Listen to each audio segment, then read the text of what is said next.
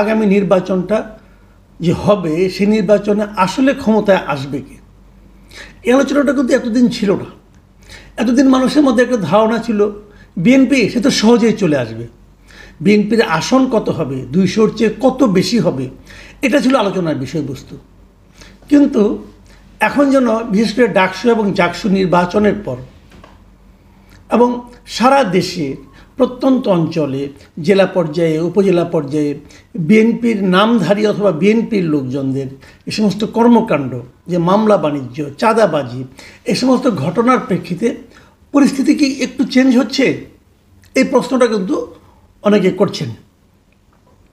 এর মধ্যে জামাত এতদিন খুব বিনয়ের সঙ্গে তারা রাজনীতি করত, কিন্তু হঠাৎ করে জামাতের কথা, জামাত নেতাদের কথাবার্তার জন্য আমি এক ধরনের আত্মম্ভরি, এক ধরনের গর্ব, এক ধরনের ক্ষমতায় যাওয়ার ব্যাপারে নিশ্চয়তা যেন তাদের কথাবার্তায় ফুটে উঠছে।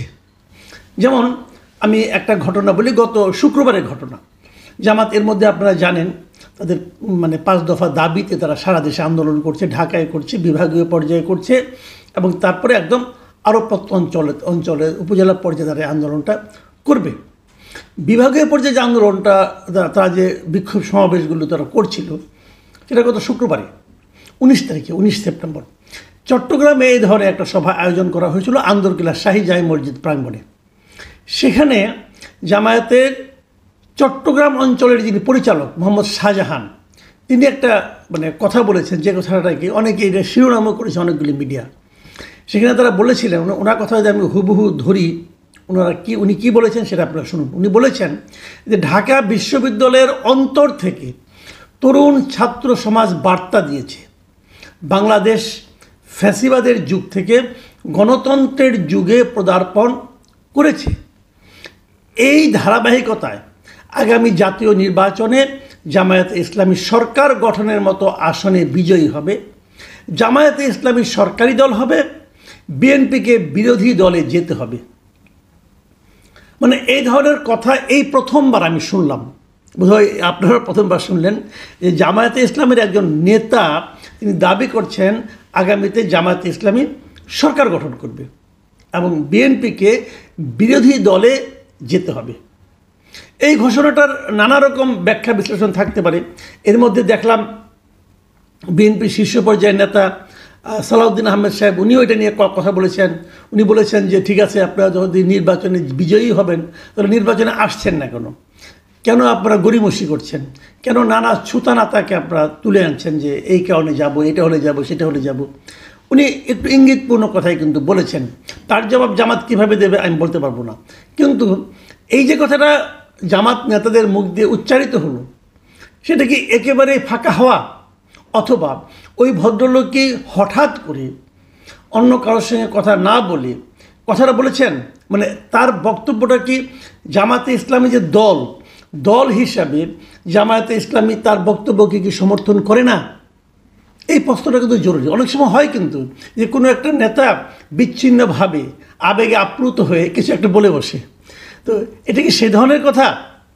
এটা যে সে ধরনের কথা নয় সেটা টের পাওয়াগুলো তার পরের দিন, শনিবার দিন কি হলো, ঢাকায় জামাতে ইসলামের যে মগবাজারে যে কেন্দ্রীয় কার্যালয় সংলগ্ন আল ফালাহ মিলনায়তনে, সেখানে জামাতের কেন্দ্রীয় মহিলা বিভাগীয় মজলিসের শুরার একটা অধিবেশন ছিল। সেখানে জামায়াতের আমির ডক্টর শফিকুর রহমান সাহেব ছিলেন।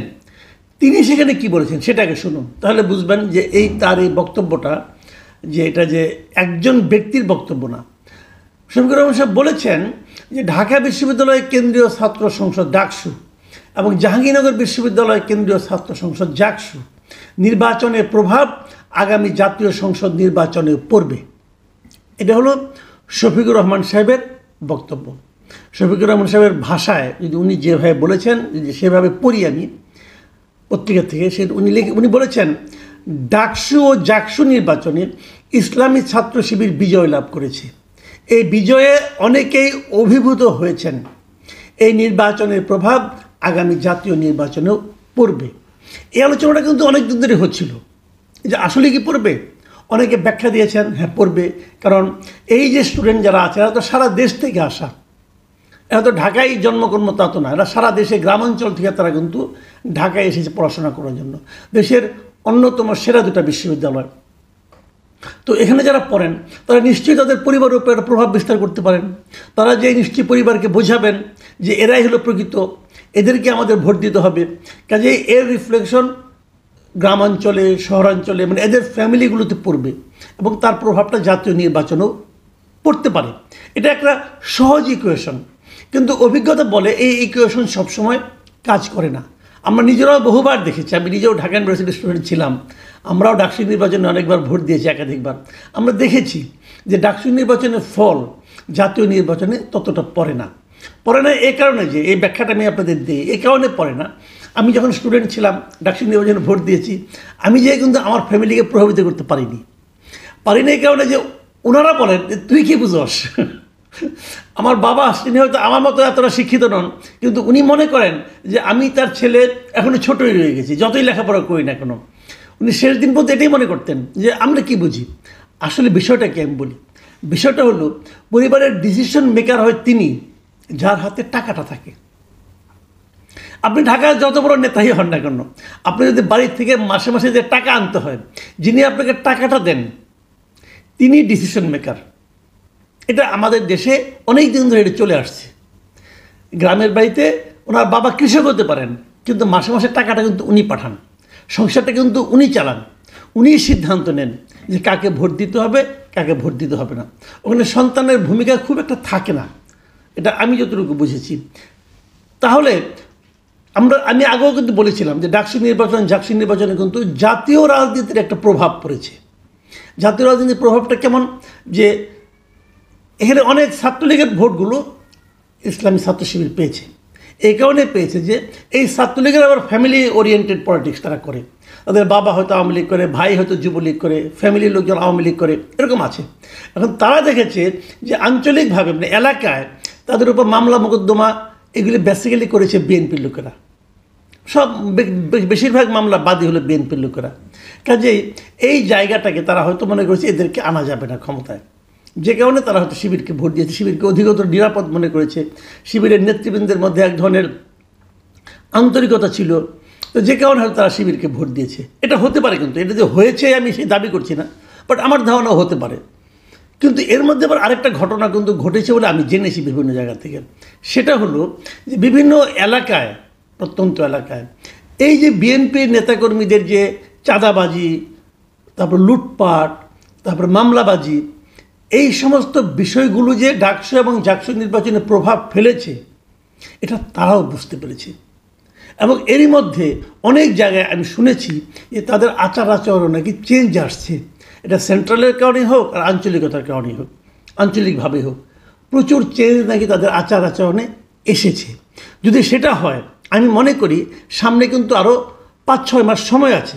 এই সময়ের মধ্যে ঘুরে দাঁড়ানো সম্ভব, এই সময়ের মধ্যে রাজনীতিতে মৌলিক পরিবর্তনও সম্ভব। আবার বিএনপির লোকরা, আমি এটাও শুনেছি, তারা বিভিন্ন জায়গায় এমনও বলছেন যে জামাতের যে আচরণটা তোমরা দেখছো, এটাই কি আসলে জামাত নাকি এটা তাদের নাটক? এই কথাও কিন্তু আমি শুনেছি। আমি এর মাঝখানে উত্তরবঙ্গের দিকে গিয়েছিলাম একটা কাজে, সেখানে যে আমি সাধারণ মানুষের সঙ্গে কথা বলেছি, তাদের কিন্তু এই ধরনের ধারণা যে জামাতের এই আচরণটা, যেটা ভালো মানুষের আচরণ, এটা কি আসলে তাদের মনের কথা নাকি তাদের একটা নাটক? আমি জানি না এরা কেন বলছে, কী সমাচার, অত ডিটেল আমি বলতে পারবো না। কিন্তু আমি যেটা বলছি যে আসলে এখনও কিছু ক্লিয়ার না, কিন্তু কারণ সময় আছে 5 মাস। এই 5 মাসে অনেক কিছুই ঘটতে পারে। এমন অবস্থায় আজকে তাহলে এই অনুষ্ঠানে আলোচনাটা আমরা কেন করছি? এই কারণে করছি, আমি জামাত নেতৃবৃন্দকে বলবো, এত দ্রুত আনন্দে উদ্বেলিত হয়ে লোকজন খাওয়ানো শুরু করে দিয়েন না ভাই। নির্বাচনের হাওয়া ঘুরতে বেশিক্ষণ সময় লাগে না। বাংলাদেশের মানুষ বড় বিচিত্র, এদের সিদ্ধান্ত নিতে সাধারণত ভুল হয় না। এখনই যদি আপনারা ডিক্লেয়ার করে বসে থাকেন যে আপনারা ক্ষমতায় চলে গেছেন, বিএনপিকে বিরোধী দলে বসতে হবে, এই যে কথাটা, এই কথার মধ্যে এক ধরনের অহংকার আছে। এই অহংকার সাধারণ মানুষ পছন্দ করে না। জামাতের নেতৃবৃন্দকে আমার অনুরোধ, ভাই এত দ্রুত কথাবার্তার ভাষা পরিবর্তন করেন না, বডি ল্যাঙ্গুয়েজ চেঞ্জ করে ফেলেন না। সামনে আরও অনেক দূর, নির্বাচন আরও অনেক দূর, এবং সেই নির্বাচনে ভালো করা মানুষের মন জয় করে ভালো করা, মন জয় করে সেটাকে ধরে রাখা, 5 মাস তো আরও অনেক কিছু দেখতে হবে, আরও অনেক দূর যেতে হবে ভাই। প্রিয় দর্শক,